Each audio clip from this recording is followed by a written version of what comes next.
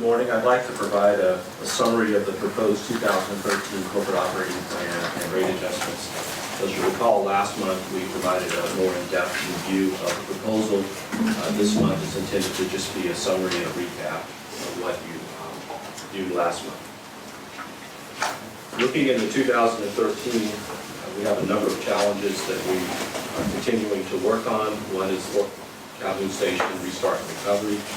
We know a lot of work is going into this project. As we complete part of the checklist and it's reviewed by the NRC, the ultimate restart date is only determined when the NRC is satisfied with the work and we're satisfied in the safety of the station. The budget and the corporate operating plan assumes a February restart. Southwest Power Pool integration, we're members of Southwest Power Pool.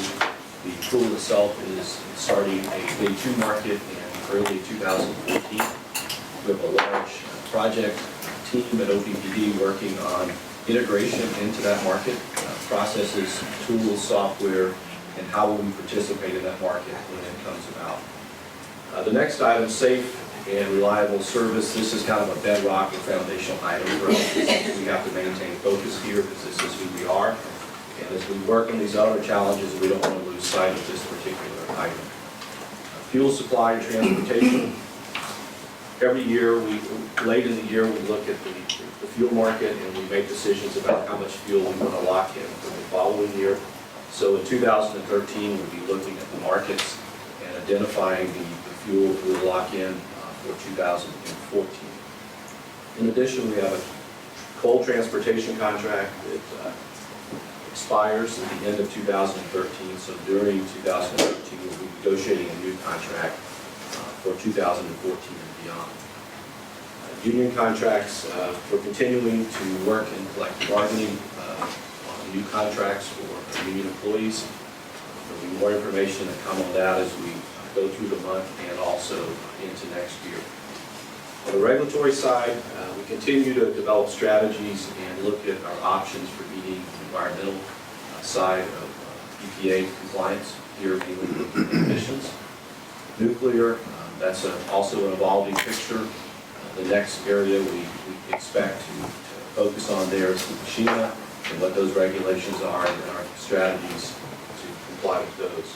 On the transmission side, we have the FERC, the Federal Energy Regulatory Commission, and NERC, the North American Reliability Council, that basically provide oversight of regulations on our transmission system.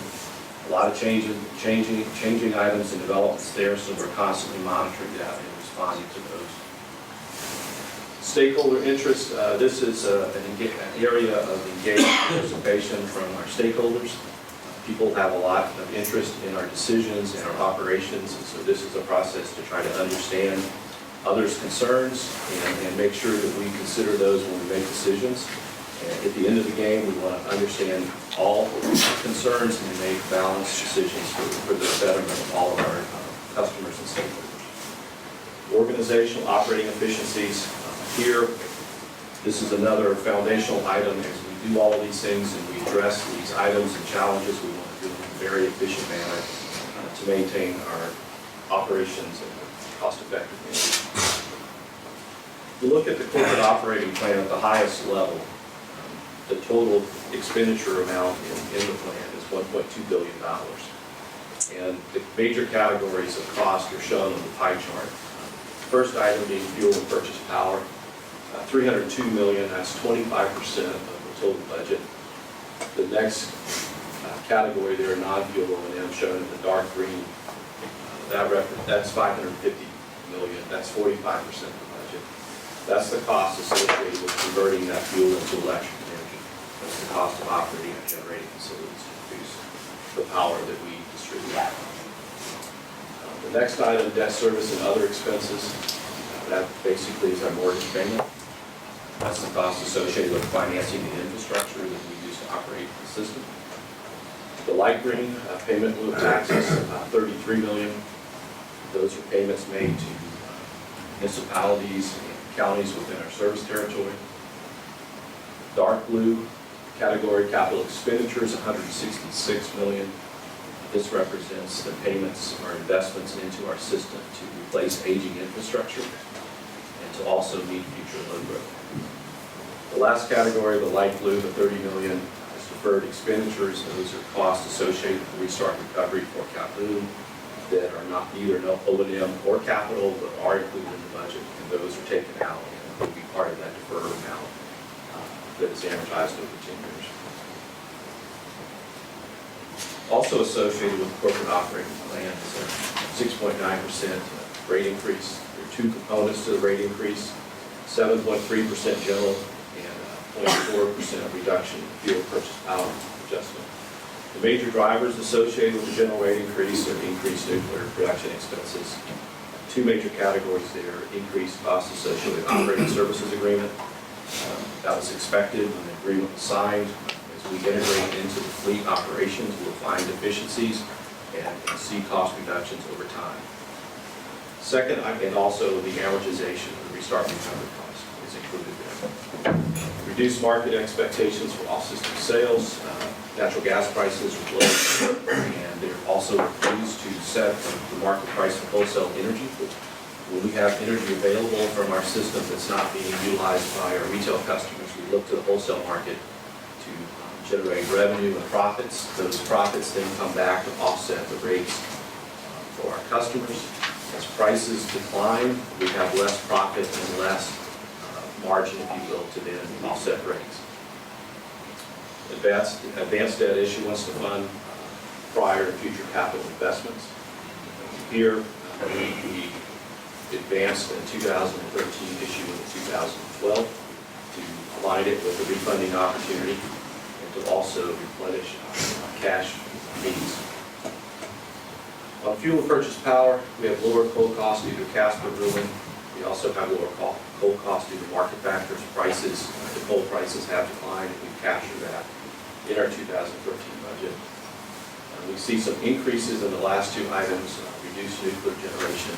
Nuclear fuel is less than fossil fuel, and so with Fort Calhoun not operating a full year in 2013, there was a little bit of increased cost because of the fossil replacement there, and then increased wind purchases associated with some of the information that's shown in the prior presentation.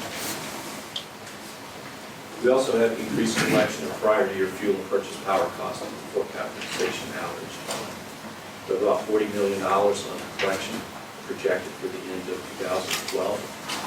That cost is being spread over 2 years, $20 million in 2013 and $20 million in 2014. That's also included in this calculation. So what have we done to reduce rates? First of all, as I mentioned earlier, we have sales of excess energy. The $38 million is the profit I mentioned on off-system sales. We've applied $29 million from our debt retirement account. This is our savings account. We're using that to help offset the rates. Also just mentioned the 2-year collection of fuel purchase power expense for $40 million. By deferring it over 2 years, that saves $20 million in the 2013 rates. And then the amortization of Fort Calhoun Station restart recovery, operating and maintenance expenses. The total cost, if you remember back when the pie chart was $30 million, we've taken that out, and in its place we put in the amortization expense, $14 million, so 30 minus the 14 gives a net of 16 reduction.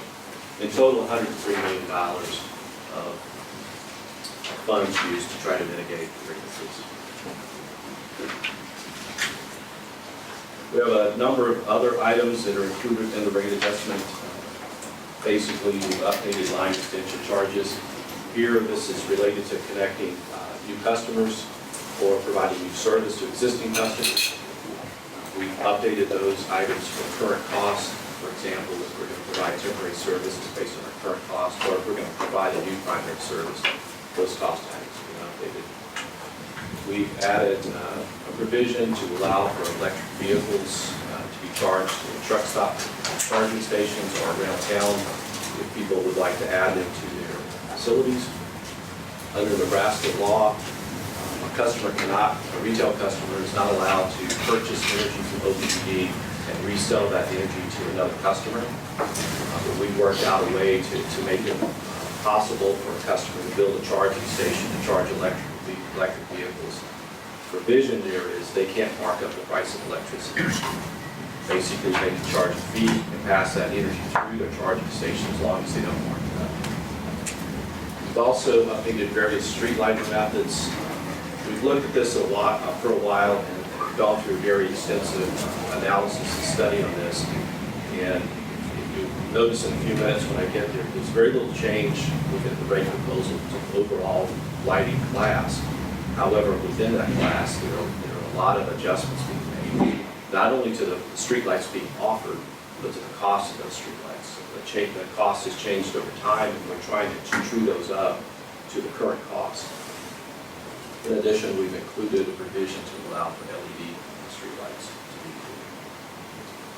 included. And last but not least, we have miscellaneous wording changes and rate schedules and service regulations. This basically just provides clarification for customers and our customer service reps to make sure that we understand the tariffs and customers have the information to take advantage of the most favorable offers.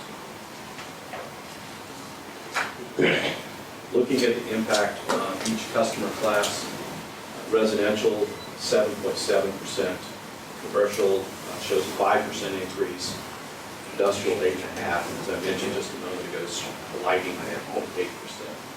The overall average is 6.9%. If you may ask why the percentages are different for each customer class, we go through a very detailed cost of service study where we look at the cost of providing service in each of these classes. We then compare that to their current rates to determine whether the rates are aligned with the cost. In some cases, some customers are paying slightly above their cost, and other customers are paying slightly below. And so what we do is we take a gradual approach to bring parity to all customers. In other words, everyone to line up with the cost of service. And in doing that, if a customer is slightly overpaying, then the rate increase that's proposed is less than the average. If they're underpaying, the rate increase that's proposed is above the average, and that's why you can see the variance there. We've conducted a customer input and comment process. Basically, we provided presentations in November 13th and 15th. We also have today's presentation and plan to present this again on Thursday.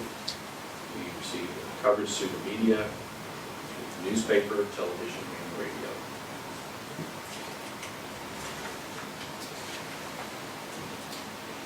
We look at this from a relative standpoint. We look at the region and national average. The proposed average retail rate is 3.5% below the regional average, 18.5% below the national average.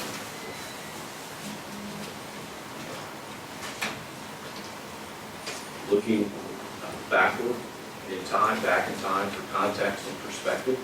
If we look back 30 years, and the reason we pick 30 years is that's typical life of some of the equipment that we're funding and operating. So we look back 30 years, the average cost, the retail cost in 1983 was 4.52 cents per kilowatt hour. If we look at the 2013 actual rate of 8.28, the difference over 30 years is a 2% average increase per year. If we then look at inflation during that same period of time, we can see that inflation was 2.7% per year. If we had increased our rates based on the rate of inflation, our rate request for 2013 would be 10.13 cents per kilowatt hour, or 23% higher than what's being proposed. So we've held our rate increases below the rate of inflation over the 30-year period. We have two independent reviews that have been conducted on your behalf. First of all, SAIC is an engineering consulting firm that's reviewed the corporate operating plan, the process, the assumptions, the methodology, and the expenditure level.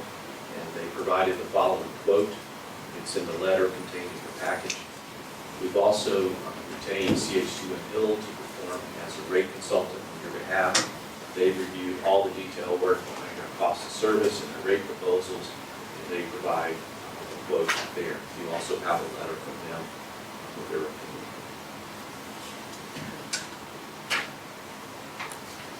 In summary, I mission statement is to provide affordable, reliable, environmentally sensitive energy services to our customers.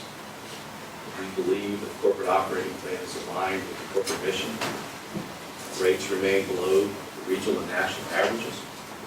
Expenditures are sufficient to maintain system reliability.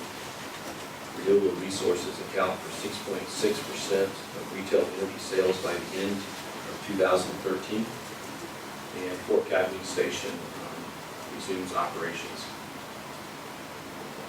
With your approval, the rates will be effective January 1, 2013.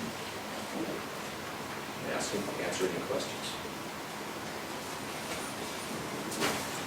I strongly advise everybody to read those letters in your packet because they contain some very thoughtful and independent view of the staff. We'll be voting on 1 to 3. Thank you, everyone.